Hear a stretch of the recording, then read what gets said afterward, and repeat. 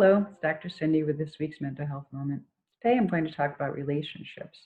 We all come into this world and continue on throughout our lives with three basic needs: care, connection, and compassion.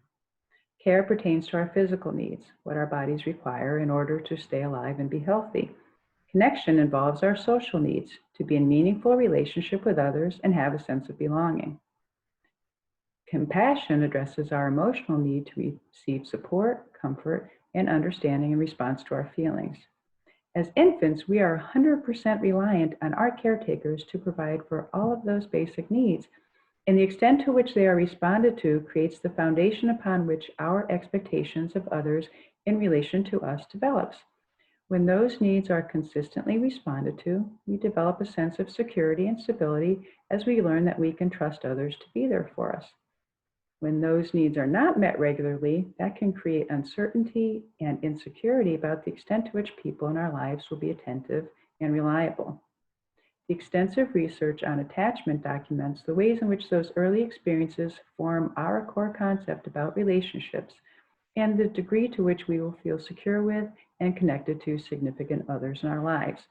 Much like that template about ourselves that carries over into our adult experiences, this mindset about the availability and trustworthiness of others also influences our perceptions of interactions and relationships with people. Simply put, the more secure we felt with our parents when we were growing up, the more secure we will tend to feel with significant others as adults. Conversely, the more insecure we felt with caretakers as children, the more anxious and insecure we are likely to feel in our relationships with others in adulthood. Now, although I am going to focus here on romantic, intimate relationships, much of what I say can be applied to relationships of all kinds, including parents with children, friends, etc. Because in each encounter we have with another human being, we bring in those same underlying dynamics to one degree or another. And the bottom line for everyone is that we all want to feel loved and valued. What varies is the extent to which we look to different people in our lives for the basic needs for connection and compassion to be met. For example, if you say hello to a random stranger in a store and they don't respond, that will not likely register as an emotionally significant experience because there's no expectation of a meaningful interaction with that person. If you say hello to your boss and are seemingly ignored, well, that will likely have a stronger emotional impact because that's someone you may look to for affirmation and approval. So your reaction in that case may be insecurity and inadequacy as you interpret what your boss's apparent rebuff of your social overture might signify. And when your significant other doesn't respond to your attempt to engage, that could lead to feelings of hurt and rejection. Again, based on the extent to which you expect the need for connection and validation to be met in that relationship and the level of security you feel with that person. This is why it is so important for all of us to do the internal work to understand our own emotional experiences and how these play out in our relationships. Then, when upset feelings arise, we are more able to recognize those as an interaction between what the other person said or did, or didn't say or do, as the case may be, and how that gets interpreted and reacted to based on the sensitivity it touches in us. When a negative feeling occurs within what is generally a positive relationship, it is better and probably more accurate to assume that something went wrong rather than that someone did wrong. Because people in caring relationships don't usually intend to hurt and upset one another. So if you truly believe deep down that your partner loves you, then moments of feeling unloved have to come from a problem with expression on their part and or reception on your part. Either they aren't expressing themselves in a way that communicates love, or you're not receiving their communication as coming from a place of love. So how does love get communicated in relationships? Dr. Gary Chapman identified the typical ways in which people express and experience love. The 5 love languages are words of affirmation, acts of service, giving and receiving gifts, quality time, and physical touch. And each individual has at least one love language that they prefer above the others. People whose love language is words of affirmation value verbal expressions of love and care. So they will often say loving, kind, complimentary things to significant others and will look for the same in return.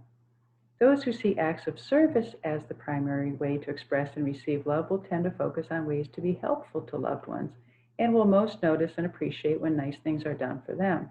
To them, actions speak louder than words. Someone who prioritizes quality time will seek to connect with their partner by spending meaningful time together. They might, for example, really want regular date nights that are dedicated specifically to being together and paying attention to one another, not by default, but by design. When receiving gifts or giving gifts is the primary love language, picking out thoughtful, meaningful presents to give is a way to communicate love. A person who prioritizes physical touch to express and receive love will most value physical affection and contact and sexual intimacy in their relationship. If you think about how these various love languages might play out in romantic relationships, you can see how mismatches in people's preferences could have an adverse effect on the extent to which love is successfully expressed and received. One of my favorite examples of this is a couple I knew where the husband was an acts of service kind of guy. So one of the things that he regularly did for his wife was change the oil in her car whenever it was due. For him, this was an expression of love. She never had to worry about paying attention to when it needed to be changed or having to set aside time to take it somewhere to be serviced. Meanwhile, his wife had no idea that this was an expression of love from him. She did appreciate that he took care of it for her, but she just assumed he did it to save money and because he enjoyed working on their vehicles. When she became aware that this was a way that he actively showed her love, she was able to see and experience it that way. When the love languages are not apparent, then it is likely the case that some behaviors that are intended as acts of love are not going to be recognized as such. So each person in the relationship might be regularly doing what they think is an expression of love, yet both parties are looking for something different from the other person based on their own love language. Over time, that can result in both people feeling like there is an imbalance in the relationship, as each feels they are giving but not receiving. That could lead to them thinking their partner rarely does anything loving for them because of how they define love. When the love languages are made explicit, that enables both people to understand what the other person is looking for as an expression of love and also allows them to see one another's behavior as the loving acts that they are intended to be. I encourage people to reflect on what their own love language is and then have conversation with their partner about that. The goal isn't to change one another's love language, but to clarify what does and doesn't come across as loving to each person. Ideally, both people would come away from that conversation with an expanded repertoire of ways to express love, in addition to an increased awareness and appreciation of the ways that love is already being expressed. In the oil change example, the husband can continue to change his wife's oil, and she can now recognize and receive it as a loving gesture whenever he does. But if she has made it clear that words of affirmation, physical touch, quality time, or gifts are what resonate most with her as expressions of love, it would be important for him to work on also communicating love in ways that match her love language. Now, this is critical because I often see couples getting stuck in their own love languages. People have their preferences because that's what feels most comfortable and familiar to them, most likely based on their own upbringing. Someone who grew up in a household in which I love you was not said very often, or where physical affection was rare, will tend to not be verbally or physically expressive of love as adults. And trying to do this can feel awkward and uncomfortable for them, even unnatural. But not making that effort when they know that would be a meaningful expression of love for the other person could easily be interpreted as, well, you don't love me, and feel like a rejection. Similarly, if love was most often expressed as acts of service in someone's household, then things like cooking, cleaning, mowing the lawn, or making money might be expressions of love from the person doing them, but that won't feel satisfying to the other partner in the relationship if their love language is different. If that partner is wanting quality time together but is not getting it because the other person's too busy with or worn out from all of those acts of service, she or he will feel neglected and unloved. And the person performing those acts of service will likely feel unappreciated and taken for granted, having expended all of that time and energy only to be told it isn't enough. I'll talk more about this when I do a video on parenting, but the love languages are important to consider within parent-child relationships as well. A parent who expresses love through physical affection is going to feel hurt and rejected by a child with tactile sensitivities who pulls away because he doesn't like to be touched. And those hugs that are meant to communicate love will be felt as unpleasant, aversive, and not at all loving by that child. And think of the cultures where moms see feeding people as an act of love. Don't you dare decline their offers of food. There are no hard and fast rules about how love languages should be accommodated within a relationship. What works in any relationship is what works for the two people in that relationship. For one couple, it might be seen as an act of love for a person to watch a football game or attend a play with their partner, even though they themselves aren't particularly interested in that activity.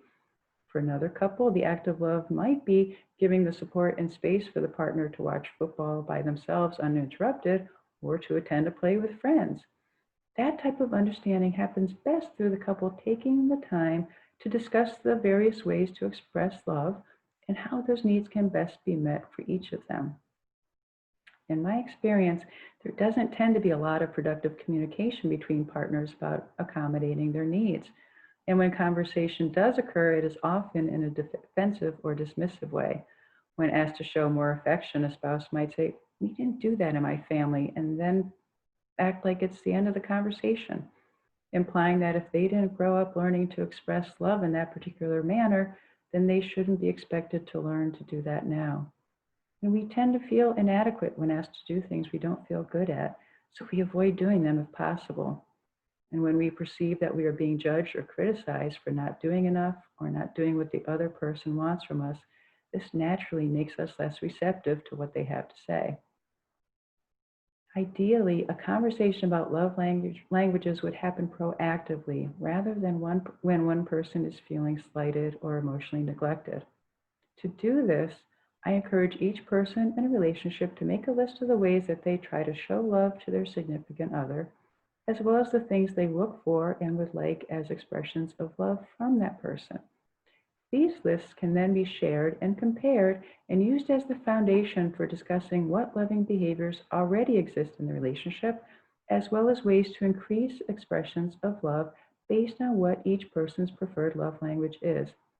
Imagine how differently a conversation like that might go compared to one that comes from a place of hurt and is portrayed as one person having caused pain for the other. In fact, one of the best things a couple can do about any concern they have in their relationship is to view it as something that both of them helped create and therefore something that they both need to contribute to resolving. If both parties can see a problem as something that is literally coming between them, they will be better able to discuss and address it so it's no longer a barrier to closeness and connection. By taking that perspective, they can more easily look at the issue as something to solve together instead of something that one person did to the other person. This shifts the conversation from an adversarial one to a collaborative one. And since the brain takes a very concrete approach to perceived problems, wanting to figure out who's to blame and how to fix it, it's always important to first connect with your heart space in order to get into a frame of mind that is conducive to conversation, not confrontation. Remember, the brain's inclination is to protect and defend, but the heart's inclination is to connect and mend.